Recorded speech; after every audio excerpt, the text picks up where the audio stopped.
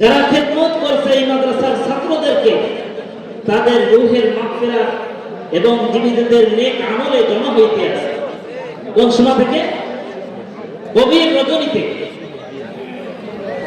কিছুদিন আগে এক অভিভাবক আমাকে বলছে, হুজুর আমার সন্তান তো আপনার সন্তানের মতোই, আমি তো আমার সন্তানকে মানুষ করতে পারিনি, আমার সন্তানকে তো আপনার আনন্দ সময়টা সকলে একটু বসে পড়ে, চতুর্দিকে যে ভাইদেরকে দেখা যাইতেছে সকলে বসে পড়ে। এ পর্যায়ে দারুস সুন্নাহ মাদ্রাসা কৌলিপাড়া ভাঙ্গা ফরিদপুর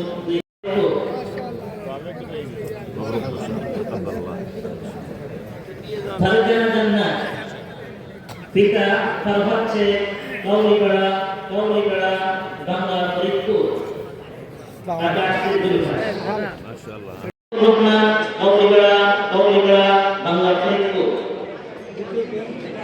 দ্বিতীয় ইয়াসমিন জান্নাত দাদা আসছে, দাদা দিয়ে নেই মুসাম্মদ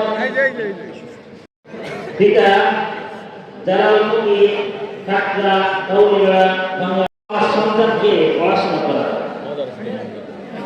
হয়তো বা এই সন্তানগুলি যদি আপনার কাছে থাকতো, আপনি এই গভীর রজনীতে এই বাচ্চাকে উঠায় পড়াইতে পারতেন না, হয়তো বা আপনি এই গভীর রজনী পর্যন্ত আপনি পড়াইতে পারতেন না।